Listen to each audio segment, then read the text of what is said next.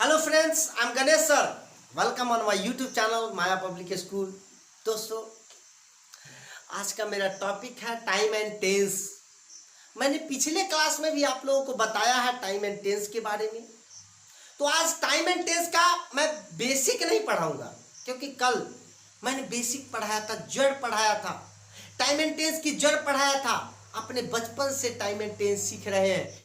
आप लोग बेस पढ़ने की कोशिश नहीं करते हैं, डायरेक्ट ऊपर ऊपर पढ़ने लगते हैं। टेंस या कोई भी चीज ऊपर ऊपर पढ़ने की चीज नहीं है दोस्तों। आप कभी लाइफ में कभी इंग्लिश नहीं बोल पाओगे, कभी इंग्लिश नहीं सीख पाओगे। बेस पकड़ो, जड़ पकड़ो। जड़ पकड़ोगे ऑटोमेटिक इंग्लिश बोलने आ जाएगा। यहां से निकलेगा आपका इंग्लिश दोस्तों। तो जड़ पकड़ना सीखो, जड़ पकड़ में आ जाएगी दोस्तों, तो आपके लिए बहुत आसान हो जाएगी इंग्लिश सीखना। तो सर, आज मैं आप लोगों को सिंपल प्रेजेंट टेंस के बारे में बताऊंगा। सिंपल प्रेजेंट टेंस आखिर क्या होता है, कैसे बनता है, वो आप लोग आज लॉजिक समझिएगा, एक सिंपल मेथड समझिएगा, सिंपल ट्रिक समझिएगा, तो आप इंग्लिश बोलेंगे। यहां से निकलेगा दोस्तों, मैं निकलवा दूंगा, ये गारंटी है। सिर्फ आप मेथड को समझो। तो दोस्तों, हम लोग एक एग्जांपल लेते हैं, जो कल की क्लास में भी मैंने ये चर्चा किया था कि कल प्रधानमंत्री आएंगे। इस टेंस को मैंने ये साबित किया था कि ये प्रेजेंट टेंस है एंड टाइमिंग फ्यूचर है एंड टेंस प्रेजेंट है। फ्यूचर टाइम में दोस्तों, फ्यूचर टाइम में जब कोई काम करने की प्लानिंग करते हैं, कोई नीति बनाते हैं, तो वो प्रेजेंट में बनता है। मैंने ये आपको कल भी बताया था और मैं आज भी इस चीज को डिफाइन करूंगा। इसको मैं आप लोगों के सामने परिभाषित करूंगा। जरा गौर से देखिएगा कि प्रधानमंत्री कल आएंगे। प्रधानमंत्री आएंगे, इसका ट्रांसलेशन क्या? तो कल मैंने कुछ एग्जाम्पल्स लिए थे, उस एग्जाम्पल में मैं एक एग्जाम्पल लेता हूं। प्रधानमंत्री कल आएंगे, प्रधानमंत्री कल आएंगे, इसको हम लोग टेंस, किस टेंस में कैसे बनाएंगे ये समझते हैं। जैसे इसका अगर हम लोग फ्यूचर में बनाते हैं, अगर हम सोचते हैं कि लास्ट में गागेगी, ता देती है, तो वो फ्यूचर है, तो कैसे बनाएंगे दोस्तों, ध्यान दीजिएगा। Prime minister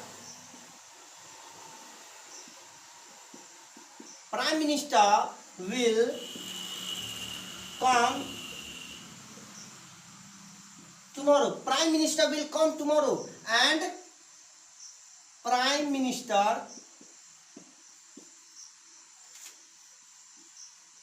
comes tomorrow. अब यहां पर मैंने दो सेंटेंस बनाया। Prime minister will come tomorrow and prime minister comes tomorrow. यहां ध्यान देने की योग्य बात है कि कौन सही है दोस्तों। तो ये सही है और ये गलत है। Prime minister will come tomorrow, ये गलत है। ये गलत है क्योंकि फ्यूचर टेंस नहीं होता है। मैंने कल भी चर्चा किया था, क्योंकि ये फ्यूचर टाइमिंग की प्लानिंग है। फ्यूचर टाइम में एक नीति बनाई गई कि वो प्रधानमंत्री आएंगे। अब ये इस चीज को मैं प्रूव करता हूं कि प्राइम मिनिस्टर कम्स टुमारो। ये कैसे सही है दोस्तों? तो आपने टेंस पढ़ा होगा। ये टेंस जो बनेगा, ये सिंपल प्रेजेंट टेंस में बनेगा। सिंपल प्रेजेंट टेंस में बनेगा दोस्तों, ये फ्यूचर टेंस में नहीं, सिंपल प्रेजेंट टेंस में बनेगा। अगर आप फ्यूचर में बनाते हैं तो वो गलत है। अब मैं इसको चीज को बताता हूं कैसे आप गलत है, क्यों इसका प्रेजेंट टेंस में प्रयोग करेंगे।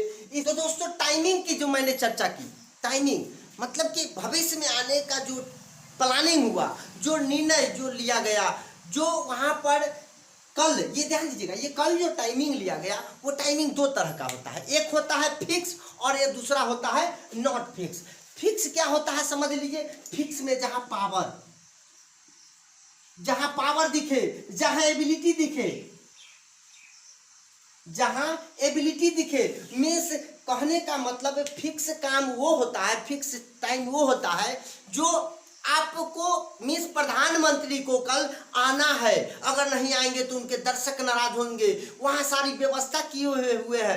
तो ये जो है फिक्स टाइमिंग, मीन्स सारे लोगों के बीच ये जानकारी है, पूरे देश जानता है, पूरे वर्ल्ड जानता है कि कल प्रधानमंत्री चीन जाएंगे, तो सभी लोग पेपर में, टीवी में एडवर्टाइजमेंट मिला हुआ है, सभी लोग जानते हैं। तो ये काम जो हुआ, ये टाइमिंग जो हुआ, वो प्रधानमंत्री का आना फिक्स है। मीन्स 90% फिक्स है कि वो आएंगे। अब कहिएगा सर मौसम खराब हुआ तो उनका विमान नहीं उड़ेगा, वो सर मौसम मेरे हाथ में नहीं है। अब कहिएगा सर बारिश खूब हो गई तो उनका विमान नहीं उड़ेगा, तो वो मौसम जो है, वो बारिश है, वो मेरे हाथ में नहीं है। लेकिन प्रधानमंत्री का आना तय है। मीन्स 90% तय है, उसमें पावर है, एबिलिटी है, वो आएंगे ही। पावर है उनके पास, ये एबिलिटी है, योग्यता मतलब मीन्स शक्ति है कि वो आएंगे। नॉट फिक्स में दोस्तों 50% आने की संभावना होती है जैसे। लेकिन नॉट फिक्स जो होता है टाइमिंग, नॉट फिक्स टाइमिंग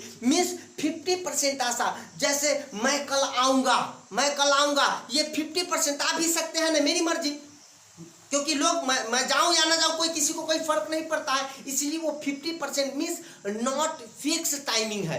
तो ये टाइमिंग को अगर ध्यान में रखिएगा तो प्रेजेंट एंड फ्यूचर समझ में आएगा। प्रेजेंट जहां फिक्स रहे वो सिंपल प्रेजेंट में बनेगा, और जो नॉट फिक्स रहे 50%, जैसे कल टेस्ट मैच चालू होगा, कल भारत और पाकिस्तान के बीच मैच शुरू होगी, कल भारत और पाकिस्तान के बीच मैच शुरू होगी, ये फिक्स है। कल मैच होगी, बारिश होगी, तो सर बारिश तो मेरे हाथ में नहीं है, लेकिन मैच तो होगी, तो ये फिक्स है। तो ये सिंपल प्रेजेंट में होगा। फिर सिंपल प्रेजेंट में ये ट्रांसलेशन बनेंगे, सिंपल फ्यूचर में नहीं। अगर 50% हो कि कल सीता मिलने आएगी, सीता कल मुझसे मिलने आएगी, तो यहाँ नॉट फिक्स है, 50% है, वो आ भी सकती है, नहीं भी आ सकती है। मैं एक कार खरीदूंगा, ये सिंपल फ्यूचर में ही बनेगा, फ्यूचर टाइमिंग में इसका बनेगा। तो इस चीज के समझने के लिए आपको थोड़ा सा, हमको नहीं लगता है मुझे कि आपको कोई परेशानी होगी दोस्तों। इस बेस को समझो, ऐसा ना कि तातेती है तो सिंपल प्रेजेंट है, गागेगी सर जी गागेगी आ गया तो सिंपल फ्यूचर है। आपको ये ट्रांसलेशन स्पीकिंग में या ट्रांसलेशन में किसी एग्जाम में आपको परेशानी वही होती है जहां पर आप बेस कंप्लीट नहीं है। गागेगी तातेती पढ़े हुए हैं, जब तक किसी चीज को जड़ को नहीं समझिएगा, आप इंग्लिश नहीं समझिएगा, बार बार आप एक ही गलती को दोहराते रहिएगा। कहने का मेरा तात्पर्य है कि जहां सिंपल प्रेजेंट तातेती गागेगी से नहीं बनेगी दोस्तों, इसको समझना होगा, टाइमिंग को पकड़ना होगा, जड़ को पकड़ना होगा। क्योंकि हम लोग बार बार ये गलती करते हैं, टेंस का कंफ्यूजन, क्योंकि तातेती पढ़े हैं, गागेगी पढ़े हैं, तो तातेती अगर गागेगी है दोस्तों तो आप गलत पढ़ रहे हो। टेंस को पकड़ो, टाइमिंग को पकड़ो, टेंस चुटकी हो जाएगी, मुंह से निकलेगा, यहां से निकलेगी। तो दोस्तों इससे आपको समझ में आ गया होगा कि कहीं कोई गागेगी और तातेती से टेंस नहीं बनता है। तो आप इस स्ट्रक्चर को, मतलब टेंस, सिंपल प्रेजेंट टेंस सीखने के लिए दोस्तों कुछ स्ट्रक्चर्स की ज़रूरत होती है। वो स्ट्रक्चर्स को समझेंगे, उस नियम को समझेंगे, उस मेथड को समझेंगे, इंग्लिश ऑटोमेटिक आपको निकलेगी, आप इंग्लिश बोलेंगे। अब मैं कुछ स्ट्रक्चर को देखते हैं और समझते हैं कि सिंपल प्रेजेंट आज मतलब मैंने पहले भी कहा था 5-6 क्लास मैं टेंस का लूँगा, तो आप पेशेंस रखो। आपको ये 5-6 क्लास जो लूँगा वो बड़ी शांति मूड से आप धीरे धीरे अगर समझोगे तो मज़ा आएगा इंग्लिश सीखने में। एक बार एक अगर आप बहुत चीज़ सीखोगे, ऊपरी ऊपरी सीखोगे तो मज़ा नहीं आएगा दोस्तों, आपको रुचि नहीं आएगा, आपको इंटरेस्ट नहीं आएगा इंग्लिश सीखने में। बारीकी से थोड़ा थोड़ा सीखोगे तो आपको मज़ा आएगा, बहुत मज़ा आएगा सीखने में। तो आप पेशेंस रखें और मेरे वीडियो को लास्ट तक देखें। तो दोस्तों हम लोगों ने जो सिंपल प्रेजेंट का जो स्ट्रक्चर सीखा है, मैंने बचपन से जो मैं स्ट्रक्चर पढ़ता रहा हूँ, उस चीज़ को जरा समझेंगे। Subject plus V1 plus other word means object होता है, and subject plus V5 plus other object होता है। कहने का मतलब है कि सब्जेक्ट के बाद, पिछले क्लास में भी मैं बार बार रिपीट कर रहा हूँ, सब्जेक्ट दुनिया भी जो भी चीज़ है जो दिखता है और नहीं दिखता है सब सब्जेक्ट है दोस्तों, सब सब्जेक्ट है, सब सब्जेक्ट है, ये सब्जेक्ट है।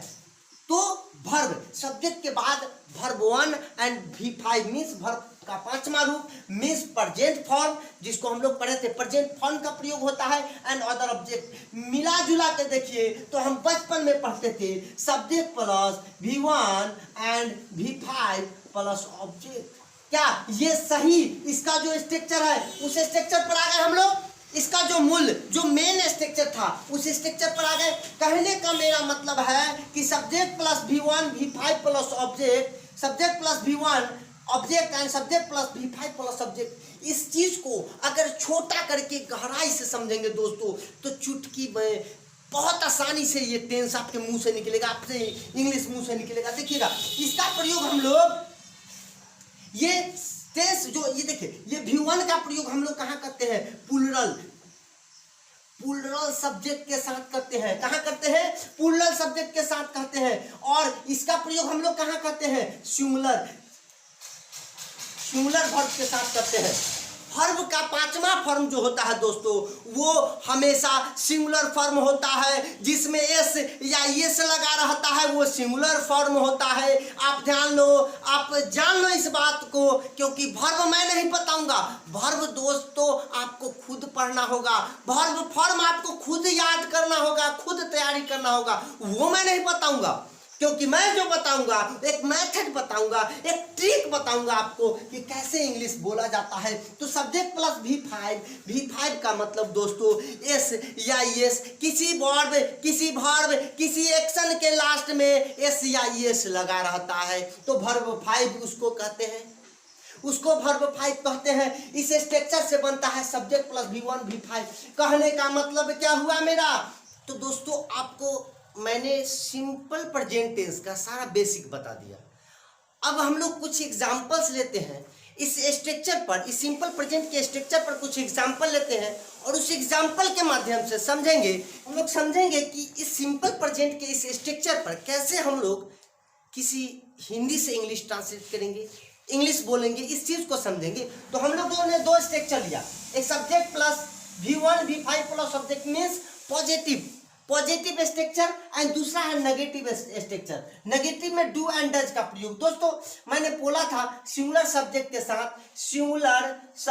के साथ हम लोग सिंगुलर वर्ब लगाते हैं दोस्तों, सिंगुलर सब्जेक्ट के साथ singular verb and plural subject के साथ प्लूरल वर्ब लगता है, प्लूरल सब्जेक्ट के साथ प्लूरल वर्ब का हम लोग प्रयोग करते हैं। दोस्तों हम लोगों ने सिंगुलर और प्लूरल शब्द समझे, सिंपल प्रेजेंट का बेसिक समझा। अब इस बेसिक स्ट्रक्चर को लेकर के, इस सिंपल प्रेजेंट के स्ट्रक्चर को लेकर के हम लोग कुछ सेंटेंसेस बनाएंगे, कुछ एग्जांपल्स बनाएंगे और समझेंगे कि कैसे बनता है। तो दोस्तों कलम कॉपी निकाल लो, अपने कलम कॉपी दोस्तों निकालो और मैं जो कहता हूं उसको नोट करो। आप समझो, बार बार वीडियो को देखो और समझो। यहाँ वह स्कूल जाता है तो इसमें सब्जेक्ट क्या हुआ दोस्तों, वह मीन्स ही, वह स्कूल जाता है, सब्जेक्ट मैंने चुन लिया। अब देखा ये सब्जेक्ट क्या है, सिंगुलर है कि प्लूरल है भैया।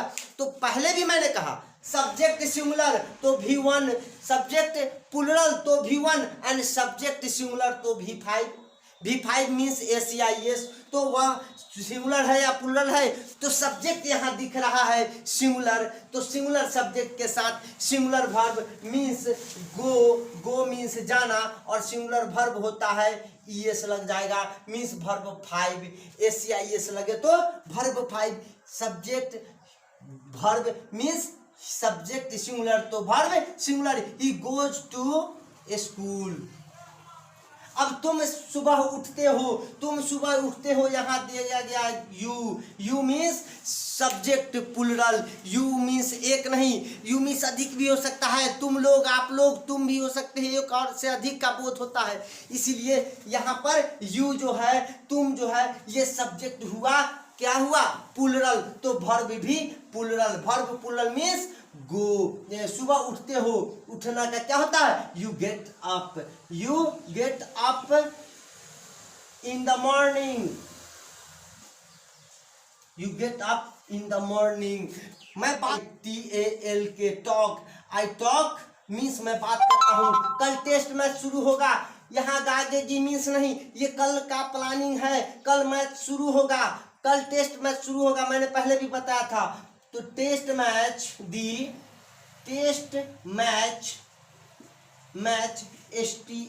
Starts tomorrow, test match starts tomorrow. Train 10 बजे खुलेगी, train starts at 10 o'clock। 10 o'clock। Ram Delhi में रहता है। यहां देखिए राम जो है सिंगुलर है। राम लिव्स इन दिल्ली, मतलब वर्ब 5 का प्रयोग किया। तो इस तरह हम लोग सिंपल प्रेजेंट को, पॉजिटिव सेंटेंस को हम लोग इस स्ट्रक्चर पर सब्जेक्ट V1 और V5 का प्रयोग करेंगे। दोस्तों हम लोग इस तरह का कुछ एग्जांपल्स लेंगे और बनाएंगे। तुम जाते हो, यू गो, वह जाती है, सी गोज। तुम खेलते हो, यू प्ले, वह खेलती है, सी प्लेज। राम पढ़ता है, राम रीड्स। राम पत्र लिखता है, राम रीड्स अ लेटर। मेरे पिताजी काम करते हैं, my father works V5। Subject singular तो वर्ब सिंगुलर। इस जड़ को पकड़ो, सब्जेक्ट को पकड़ो, वर्ब को पकड़ो, ऑटोमेटिक बनेगी। एस और ईएस में वर्ब 5 और वर्ब 1 में कंफ्यूजन होता है, कहीं कंफ्यूजन नहीं होगी। सब्जेक्ट पकड़ो, सिंगुलर है या प्लूरल, ऑटोमेटिक बन जाएगी। दोस्तों वर्ब की पहचान करो कि वर्ब सिंगुलर वर्ब क्या होता है, प्लूरल वर्ब क्या होता है, ऑटोमेटिक बनेगी। दोस्तों इसी तरह हम लोग कुछ नेगेटिव स्ट्रक्चर पर कुछ सेंटेंसेस बनाते हैं और आप लोग कॉपी में ज़्यादा से ज़्यादा नोट कीजिएगा। नहीं समझ में आए वीडियो को फिर से देखिए, बार बार देखिए। हम आपको सिखाने के लिए हमेशा तैयार हैं। तो आप लोग ध्यान दीजिएगा। तुम नहीं पढ़ती हो, याद रखिएगा दोस्तों, सब्जेक्ट तुम नहीं पढ़ती हो। यू के साथ मैंने बोला सिंगुलर सब्जेक्ट तो सिंगुलर वर्ब, प्लूरल सब्जेक्ट तो प्लूरल वर्ब। यू जो है यहाँ क्या है, यू जो है प्लूरल है, तो यहाँ क्या लगेगा, do. You do not read, you do not read, you do not read, you do not read means I we you they, means they, I we you they के साथ डू नॉट का प्रयोग होता है। Means plural verb, plural subject I we you they, Ram and Shyam, ये plural subject है तो plural verb लगा। यू डू नॉट रीड, वह नहीं खेलता है। He does not play, he does not play, क्योंकि यहाँ पर सिंगुलर सब्जेक्ट के साथ सिंगुलर वर्ब का पांचवा, डू का पांचवा फॉर्म होता है डज। डू जो है दोस्तों V1 होता है, डू V1 होता है एंड डज जो होता है V5 होता है। ध्यान रखिएगा। तो he does not play, he does not play, बोल वे लोग नहीं हंसते हैं। दे जो है वो प्लूरल सब्जेक्ट तो plural verb, they do not laugh. Ram नहीं पढ़ता है, Ram does not read, Ram does not read. तो ये एग्जाम्पल्स है कुछ नेगेटिव्स का। आप लोग ओरल कीजिए। मैं नहीं नहाता हूँ, आई डू नॉट बाथ, वह नहीं नहाती है, सी डज नॉट बाथ। पिताजी काम नहीं करते हैं, फादर डज नॉट वर्क। मेरी माँ खाना नहीं बनाती है, my mother does not cook. मेरी बहन नाचती है, माई सिस्टर डांसेज। मेरी बहन नहीं नाचती है, my sister does not dance. तो हम लोग नेगेटिव सेंटेंस ऐसे यूज कर सकते हैं। मैं दौड़ता हूँ, आई रन, मैं नहीं दौड़ता हूँ, आई डू नॉट रन। तुम दौड़ते हो, यू रन, तुम नहीं दौड़ते हो, यू डू नॉट रन। वह दौड़ता है, ही रन्स, वह नहीं दौड़ता है, ही डज नॉट रन। तो इस तरह से सेंटेंसेस बनाएंगे और कोशिश करेंगे दोस्तों ज़्यादा से ज़्यादा आप यूज करो ऐसे सेंटेंसेस को। मैं कल फिर सारे काइंड्स ऑफ सेंटेंस, जो 5 काइंड्स ऑफ सेंटेंस पढ़ाया है, उस स्ट्रक्चर पर मैं बैठाऊंगा और आपको इंग्लिश मुंह से निकलवाऊंगा। तो आज भर के लिए बस इतना ही।